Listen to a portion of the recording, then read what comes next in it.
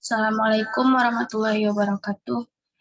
Baiklah, pada kesempatan kali ini saya akan menjelaskan dua jurnal terkait tugas pada mata kuliah pengambilan keputusan oleh dosen pengampu Bapak Ii Permana STMT.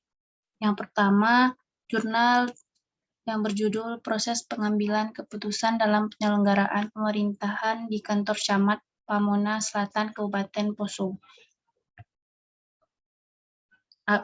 Bagian abstrak menjelaskan banyaknya permasalahan yang muncul dalam penyelenggaraan pemerintahan sehingga membutuhkan alternatif pemecahan masalah tersebut. Oleh karena itu, dalam rangka pemecahan masalah yang diperlukan oleh seorang pemimpin yang mampu melihat apa yang menyebabkan masalah tersebut terjadi, maka pemimpin dituntut agar mampu sesegera mungkin mengambil keputusan untuk menyelesaikan masalah yang sedang terjadi. Disinilah letak hubungan antara pengambilan keputusan dan penyelenggaraan pemerintahan, di mana dalam penyelenggaraan pemerintahan selalu akan dihadapi dengan proses pengambilan keputusan. Jenis penelitian yang digunakan adalah penelitian survei, sedangkan tipe penelitian adalah deskriptif kualitatif. Hasil penelitian menunjukkan bahwa proses pengambilan keputusan dalam penyelenggaraan pemerintahan di Kecamatan Pamona Selatan, Kabupaten Poso sudah maksimal atau sudah berjalan dengan baik. Karena dalam setiap rapat pengambilan keputusan pimpinan selalu melibatkan para staf atau bawahannya, serta didukung dengan respon para staf yang aktif dalam memberikan saran, pendapat, atau tanggapan dalam setiap analisa dan perumusan masalah. Selanjutnya, pada bagian pendahuluan, inti kepemimpinan sebagai fungsi seorang pemimpin adalah mengambil keputusan yang setepat-tepatnya untuk dapat menggerakkan organisasi menuju arah yang ditetapkan secara mendasar sangat tergantung kepada kekuatan dan kemampuan pemimpin organisasi yang cakap dan terampil mengatasi berbagai masalah secara tepat, cepat, praktis melalui pengambilan keputusan. Untuk menghindari masalah yang akan muncul dalam melaksanakan tugas-tugas pemerintahan, yang khususnya berkaitan dengan upaya mengoptimalkan pelayanan kepada masyarakat, maka diperlukan pimpinan instansi yang mampu mempengaruhi perilaku pegawainya, sehingga dalam melaksanakan tugas dan fungsi, mereka dapat membantu pimpinan dalam pengambilan keputusan yang efektif sesuai dengan tujuan tersebut. Seperti yang dikatakan oleh Siagian,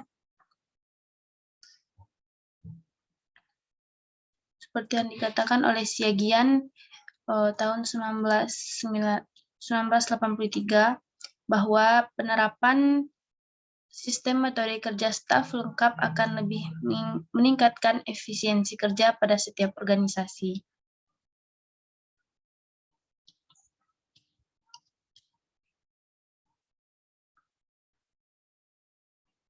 Dalam kaitan dengan hal tersebut, maka seperti yang dikatakan oleh para ahli di bidang ini, bahwa dalam rangka pemecahan masalah, penerapan ide atau prinsip yang terkandung dalam metode kerja staf lengkap dapat memberikan kontribusi besar bagi manajemen demi kelancaran tugasnya, baik pada tingkat pengambilan keputusan maupun pada tingkat operasional.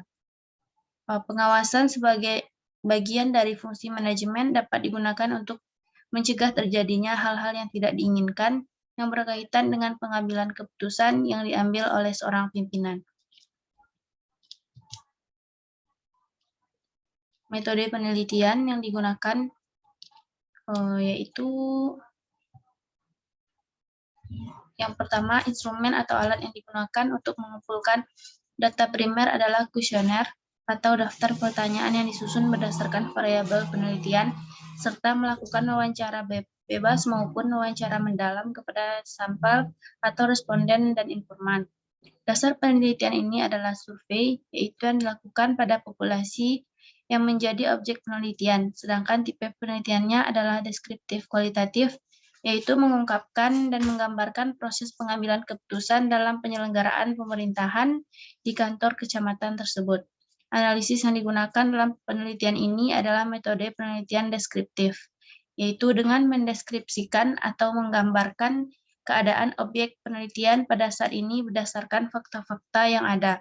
Demikian pula teknik analisis data yang dilakukan secara deskriptif kualitatif. Untuk hasil dan pembahasan,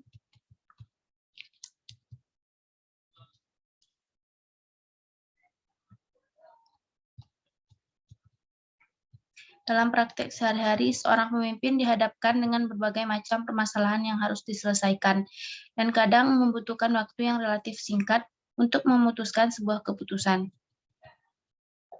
Oleh karena itu, seorang pemimpin diharapkan berada dalam kesiapan untuk mengambil keputusan walaupun waktunya singkat. Menurut Siagian, peranan staf bawahan yang pertama sebagai sumber informasi dan data, yang kedua sebagai persiapan pelaksana, yang ketiga sebagai kritikus. Berikut akan dikemukakan tanggapan atau pernyataan responden terhadap penerapan metode kerja staf dalam melancarkan proses pengambilan keputusan melalui pertanyaan dalam tabel. Yang pertama, penerapan metode kerja staf lengkap selalu melancarkan proses pengambilan keputusan. Yang kedua, tidak selamanya melancarkan, tergantung jenis dan lingkup masalah. Yang ketiga, kurang melancarkan proses pengambilan keputusan. Yang keempat, tidak melancarkan karena penerapan rumit dan makan waktu yang lama. Dari tabel di atas menunjukkan bahwa 5 dari 11 orang menyatakan penerapan prinsip metode kerja staf lengkap selalu melancarkan proses pengambilan keputusan. Sedangkan 6 dari jumlah responden yang sama menyatakan bahwa penerapan metode kerja staf tidak selamanya melancarkan proses pengambilan keputusan, tergantung jenis dan lingkup masalahnya. Dari uraian di atas, jika dihubungkan dengan pendapat Siagian dalam bukunya yaitu Peranan Staf Manajemen, ia menjelaskan bahwa dalam usaha pemecahan masalah dalam melaksanakan tugas, ide-ide yang ada dalam prinsip metode kerja staf lengkap ini dapat memberikan sumbangan yang tidak kecil. Artinya, bagi manajemen demi kelancaran tugas, baik dalam tingkat pengambilan keputusan dan perumusan kebijaksanaan, maupun pada tingkat operasional. Jadi, kesimpulannya, penerapan metode kerja staf lengkap ini baik dalam melancarkan pelaksanaan tugas dan perumusan masalah dalam rangka pengambilan keputusan di Kecamatan Pamona Selatan, Kabupaten Poso. Selanjutnya, penelitian mengenai keterbukaan pimpinan dalam menerima saran dari para staf. Diberikan pula beberapa daftar pertanyaan. Yang pertama, pimpinan selalu terbuka dalam menerima saran tanggapan staf atau bawahan. Pimpinan memberikan kesempatan hanya kepada staf atau bawahan yang berurusan langsung dengan masalah yang dibahas. Yang ketiga, pimpinan jarang terbuka dalam menerima saran staf atau bawahan. Yang keempat, pimpinan tidak memberikan kesempatan yang terbuka dalam menerima saran atau tanggapan staf atau bawahan. Dari data di atas terlihat bahwa 7 orang dari 11 orang responden yang diwawancarai menyatakan pimpinan selalu terbuka dalam menerima saran staf atau bawahan. Sedangkan 4 dari jumlah responden yang sama menyatakan bahwa pimpinan hanya memberikan kesempatan kepada staf atau bawahan yang berurusan langsung dengan masalah yang dibahas. Dari uraian tersebut, jika dihubungkan dengan pendapat Siagian, pimpinan organisasi lebih menyadari bahwa tujuan organisasi akan tercapai dengan cepat, efisien, efektif, dan ekonomis apabila kemampuan mempergunakan staf lebih ditingkatkan. Jadi, kesimpulannya pimpinan harus terbuka dalam memberikan kesempatan kepada staf untuk memberikan saran atau tanggapan mengenai alternatif pemecahan dan perumusan masalah. Selanjutnya, dikemukakan pula bagaimana kesiapan staf dalam menyiapkan data dan informasi apabila menghadapi rapat pengambilan keputusan. Diberikan pula beberapa pertanyaan. Yang pertama, staf selalu mempersiapkan data dan informasi sesuai dengan jenis dan posisi masalah yang hendak dicapai.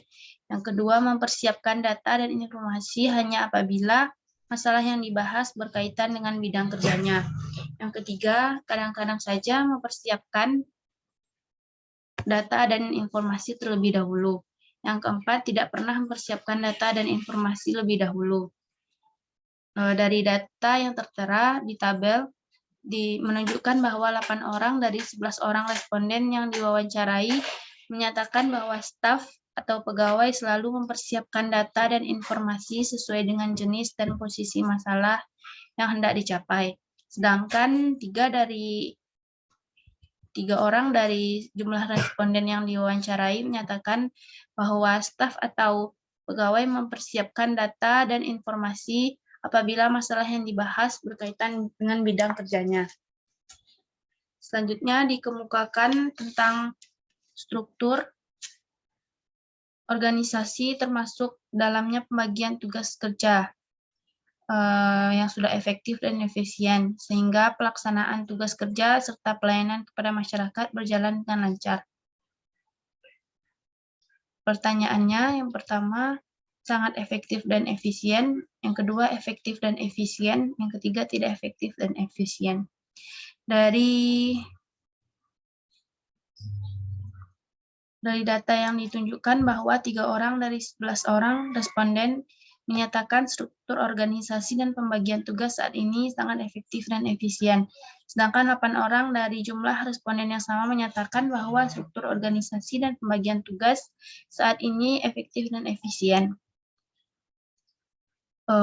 Jika dihubungkan dengan pendapat Segian, pimpinan organisasi menyadari bahwa tujuan organisasi akan tercapai dengan lebih cepat, efisien, efektif, dan ekonomis apabila kemampuan para staf lebih ditingkatkan. Jadi, seorang pimpinan dalam penempatan staf sebagai kepala-kepala seksi termasuk dalam pembagian organisasi haruslah efektif dan efisien karena akan menentukan pencapaian tujuan organisasi pemerintahan di Kecamatan Pamona Selatan, Kabupaten Poso.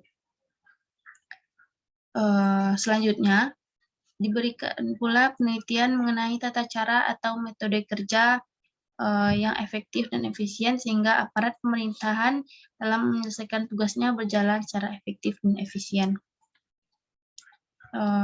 Dari data yang terlihat dari tabel 5, terlihat bahwa 2 orang dari 11 orang responden yang diwawancarai menyatakan bahwa tata cara atau metode kerja saat ini sudah berjalan efektif dan efisien, sedangkan 9 orang dari jumlah responden yang sama menyatakan bahwa tata cara atau metode kerja saat ini telah efektif dan efisien.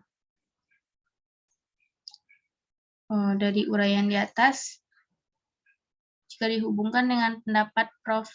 Dr.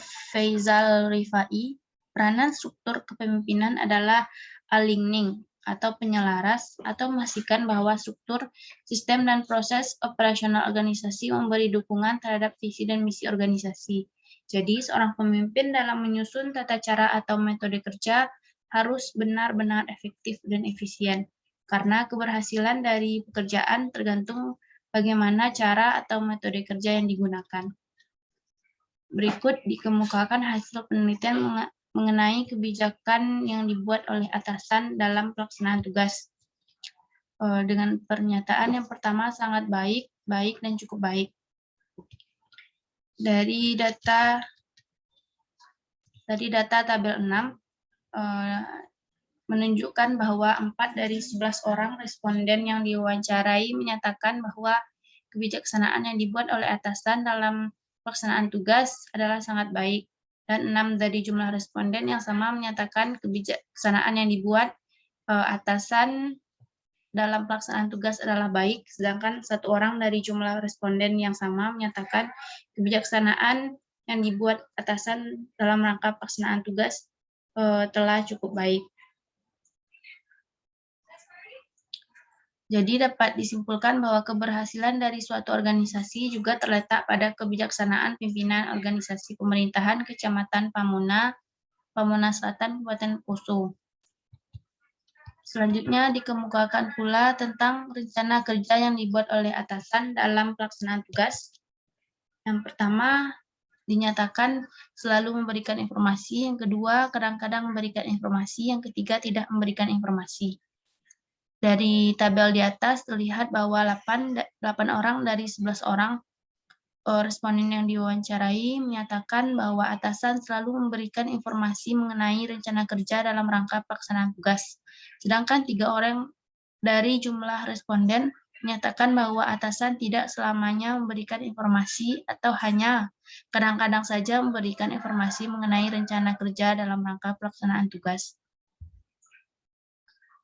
Dari uraian di atas, jika dihubungkan dengan pendapat George Terry tentang fungsi manajemen, diantaranya adalah planning dan perencanaan, dapat disimpulkan bahwa pimpinan dalam menyusun rencana kerja harus memberikan informasi kepada para staf atau bawahannya mengenai rencana kerja yang akan dilaksanakan sehingga dapat berjalan dengan efektif dan efisien. Selanjutnya dilakukan pula pertanyaan terkait pembinaan yang dilakukan oleh atasan dalam pelaksanaan tugas. Yang pertama, pernyataannya selalu melakukan pembinaan. Yang kedua, kadang-kadang melakukan pembinaan. Yang ketiga, tidak melakukan pembinaan. Dari data yang tertera di tabel, menunjukkan bahwa 8 orang dari 11 responden menyatakan bahwa atasan selalu melakukan pembinaan kepada para staf. Sedangkan 3 orang dari jumlah responden menyatakan bahwa atasan kadang melakukan pembinaan kepada staf dalam pelaksanaan tugas.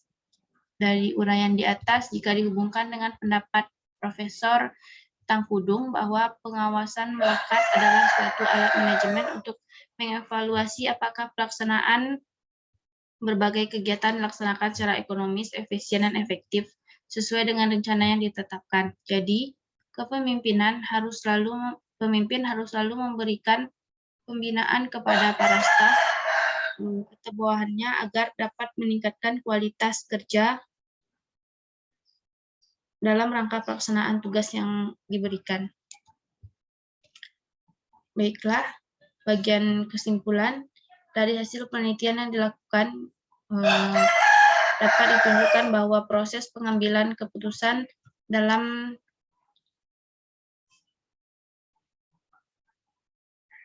penyelenggaraan pemerintahan di Kecamatan Pamona Selatan, Kabupaten Poso adalah baik.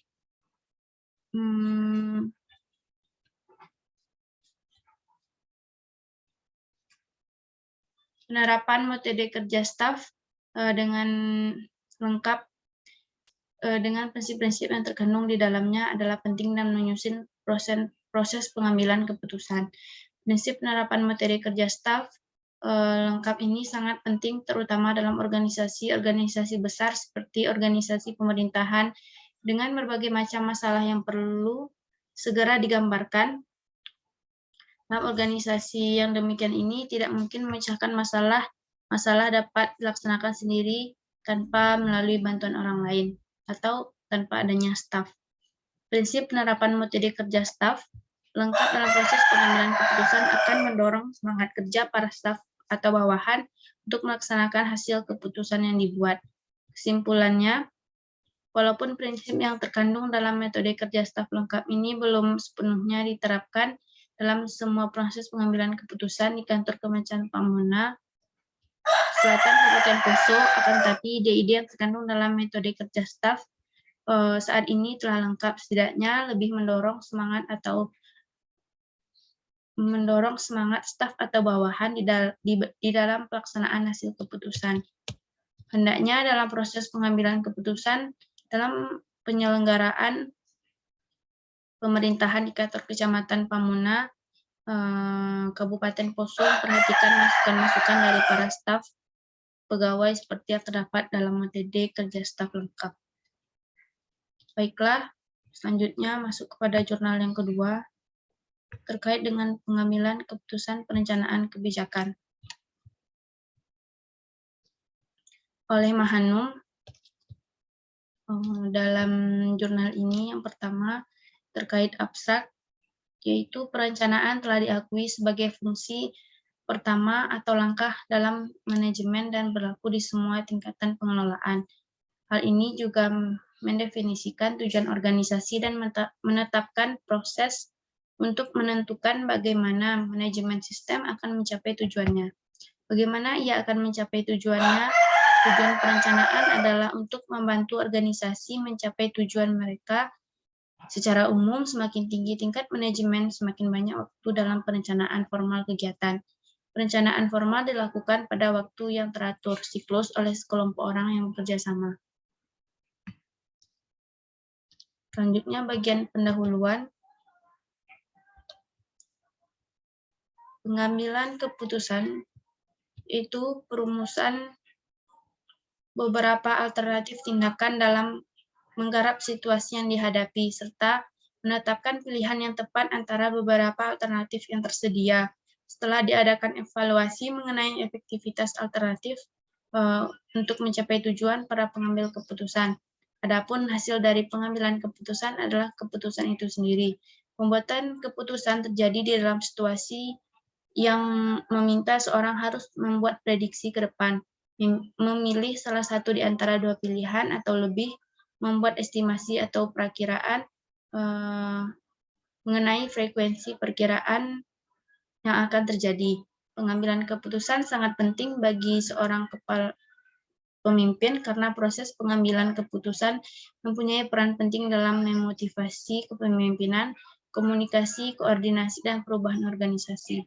Oleh sebab itu, setiap pemimpin harus memiliki keterampilan dalam mengambil keputusan secara tepat, cepat, efektif, dan efisien, sehingga tujuan akan dapat tercapai.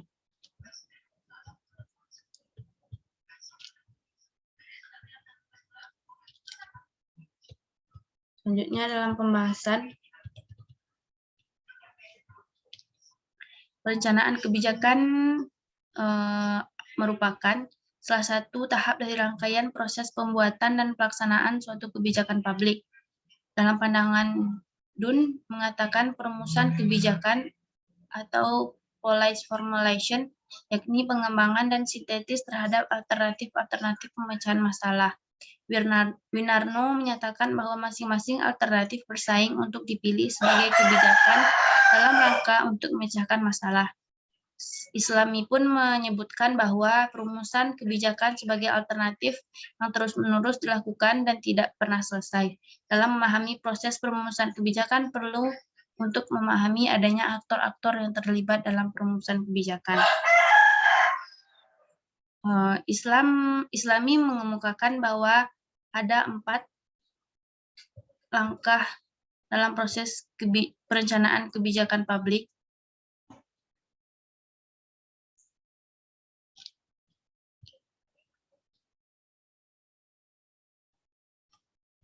Yang pertama, perumusan masalah. Perumusan masalah merupakan sumber dari kebijakan publik. Dengan pemahaman dan identifikasi masalah yang baik, maka perencanaan kebijakan dapat disusun. Perumusan masalah dilakukan oleh mereka yang terkena masalah atau orang lain yang mempunyai tanggung jawab, dan pembuat kebijakan harus mempunyai kapasitas untuk hal tersebut. Yang kedua, agenda kebijakan. Abdul Wahab, agenda kebijakan. Pentingnya agenda kebijakan dalam formulasi kebijakan, bahwa agenda sistemik terdiri atas semua isu-isu yang dipandang secara umum oleh anggota-anggota masyarakat politik sebagai patut memperoleh perhatian dari publik dan mencakup masalah-masalah yang berada dalam kewenangan setiap tingkat pemerintahan. Abdul Wahab menyatakan bahwa suatu masalah untuk masuk ke dalam agenda harus memenuhi syarat-syarat tertentu, yaitu yang pertama, isu telah mencapai titik tertentu sehingga ia praktis dan tidak lagi diabaikan begitu saja. Yang kedua, isu telah mencapai tingkat partikularitas yang dapat menimbulkan dampak atau impact yang bersifat dramatik. Yang ketiga, isu menyangkut emosi tertentu dilihat dari sudut kepentingan orang banyak. Yang keempat, isu menjangkau dampak yang amat luas. Yang kelima, isu mempermasalahkan kekuasaan dan keabsahan dalam masyarakat. Yang keenam, isu menyangkut suatu persoalan yang fashionable, di mana posisinya sulit untuk dijelaskan tetapi mudah dirasakan kehadirannya. Selanjutnya, pemilihan alternatif kebijakan untuk memecahkan masalah.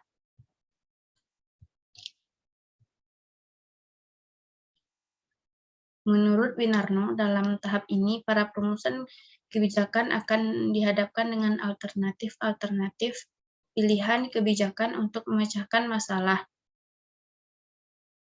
Menurut Islami, perumusan usulan kebijakan atau policy proposal adalah kegiatan menyusun dan mengembangkan serangkaian tindakan yang perlu untuk memecahkan masalah. Proses dalam kegiatan ini meliputi yang pertama, mengidentifikasi alternatif, yang kedua, mendefinisikan dan merumuskan alternatif, yang ketiga, menilai masing-masing alternatif yang tersedia, yang keempat, memilih alternatif yang memuaskan atau paling mungkin untuk dilaksanakan. Yang selanjutnya, tahap penetapan kebijakan. Proses pembuatan kebijakan tidak dapat dipisahkan dengan penetapan atau pengesahan kebijakan. Proses pengesahan kebijakan adalah proses penyesuaian dan penerimaan secara bersama terhadap prinsip-prinsip yang diakui dan ukuran-ukuran yang diterima. Menurut Anderson, dalam Islami, proses pengesahan kebijakan diawali dengan kegiatan yang pertama, persuasion, yaitu usaha-usaha untuk meyakinkan orang lain tentang suatu keberadaan atau nilai kedudukan seorang dan mereka mau menerimanya sebagai milik sendiri.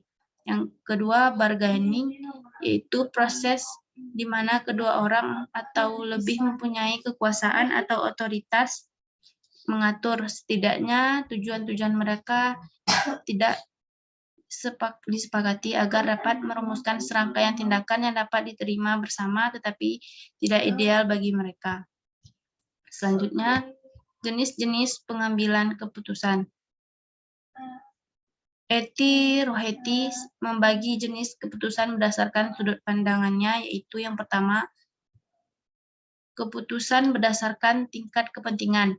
Jenis keputusan ini mengacu kepada hierarki manajemen yang terdiri dari 3 tingkatan manajemen. Yang pertama, keputusan untuk menjawab tantangan dan perubahan lingkungan jangka panjang yang berada pada tingkat manajemen puncak yang bersifat strategis. Yang kedua, keputusan yang bersifat administrasi berada pada tingkat manajemen menengah yang berkaitan dengan pengelolaan sumber daya. Yang ketiga, keputusan-keputusan yang menyangkut kegiatan operasional organisasi sehari-hari berada pada manajemen tingkat bawah. Yang kedua yaitu keputusan berdasarkan regularitas. Keputusan ini mendasarkan pada kegiatan manajemen yang dilakukan secara terstruktur dan tidak terstruktur.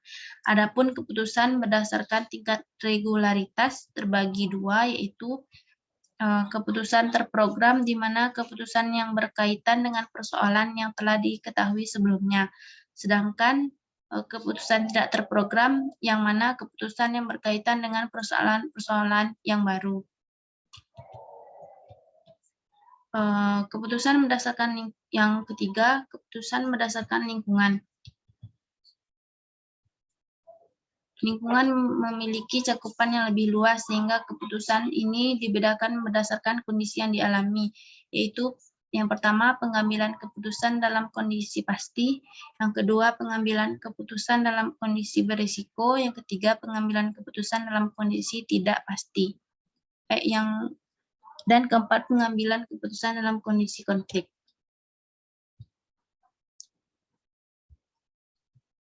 Selanjutnya, mengenai mengapa alasan mempelajari pengambilan keputusan.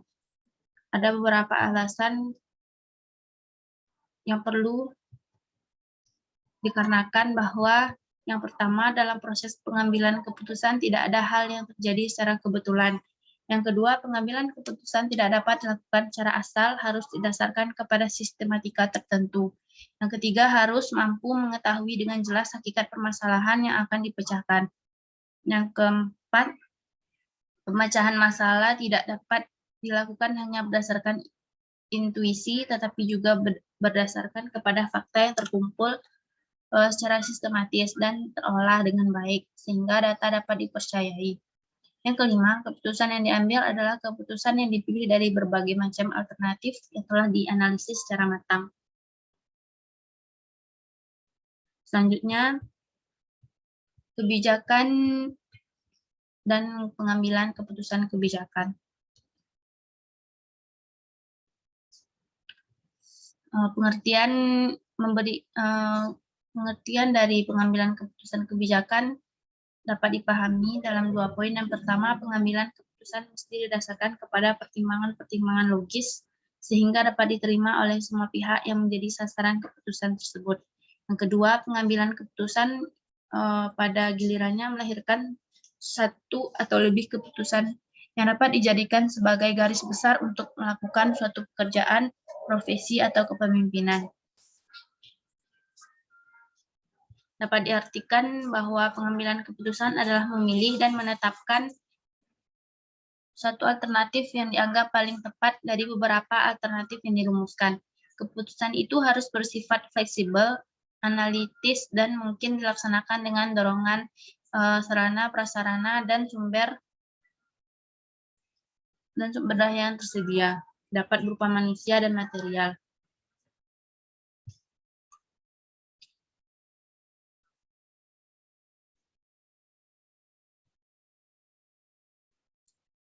Dasar pengambilan keputusan itu bermacam-macam tergantung dari permasalahannya.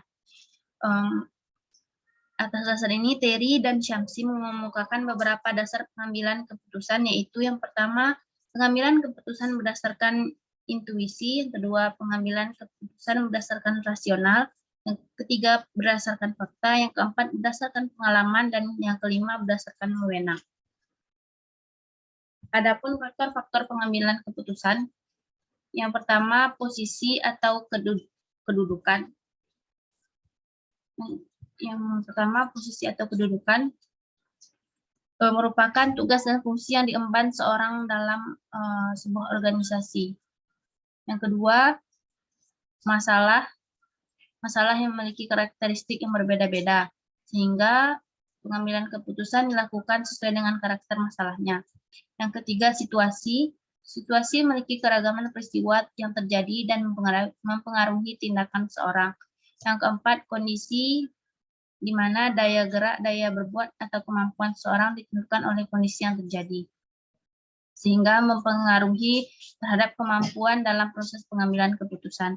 Selanjutnya, tujuan mengarahkan seseorang dalam mengambil keputusan.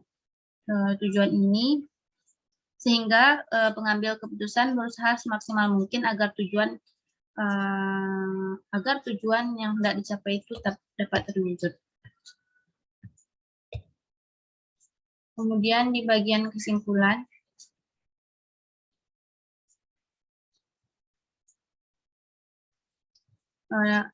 dapat ditarik beberapa kesimpulan. Yang pertama, pengambilan keputusan yaitu perumusan beberapa alternatif tindakan dalam menggarap situasi yang hendak dihadapi. 4 langkah dalam perencanaan kebijakan publik. Yang pertama, perumusan masalah. Yang kedua, agenda kebijakan. Yang ketiga, pemilihan alternatif. Dan yang keempat, penetapan kebijakan. Jenis pengambilan keputusan. Yang pertama, keputusan berdasarkan tingkat kepentingan. Yang kedua, keputusan berdasarkan regularitas. Yang ketiga, keputusan berdasarkan lingkungan. Yang ketiga, yaitu makna pembuatan keputusan adalah upaya pemilihan sejumlah alternatif dalam mengambil keputusan untuk menyelesaikan masalah. Yang keempat, alasan untuk mempelajari pengambilan keputusan karena dalam proses pengambilan keputusan tidak ada hal yang terjadi secara kebetulan. Yang kedua, pengambilan keputusan tidak dapat dilakukan secara asal, harus didasarkan pada sistematika tertentu. Yang ketiga, mampu mengetahui dengan jelas hakikat permasalahan yang akan dipecahkan. Selanjutnya, pemecahan masalah tidak dapat dilakukan hanya berdasarkan intuisi, tetapi juga berdasarkan kepada fakta yang terkumpul. Selanjutnya, keputusan yang diambil adalah keputusan yang dipilih dari berbagai alternatif yang telah dianalisis secara matang. Yang kelima, kebijakan adalah rangkaian konsep dan asas yang menjadi garis besar dan dasar rencana dalam pelaksanaan pekerjaan. Pengambilan keputusan adalah memilih dan menetapkan suatu alternatif yang dianggap paling tepat dari beberapa alternatif yang dirumuskan. Yang terakhir yaitu faktor pengambilan keputusan terdiri atas posisi atau kedudukan, masalah, situasi, dan kondisi serta tujuan yang akan dicapai. Baiklah, sekian penjelasan saya terkait jurnal pengambilan keputusan dalam mata kuliah kali ini. Terlebih dan kurang saya mohon maaf. Assalamualaikum warahmatullahi wabarakatuh.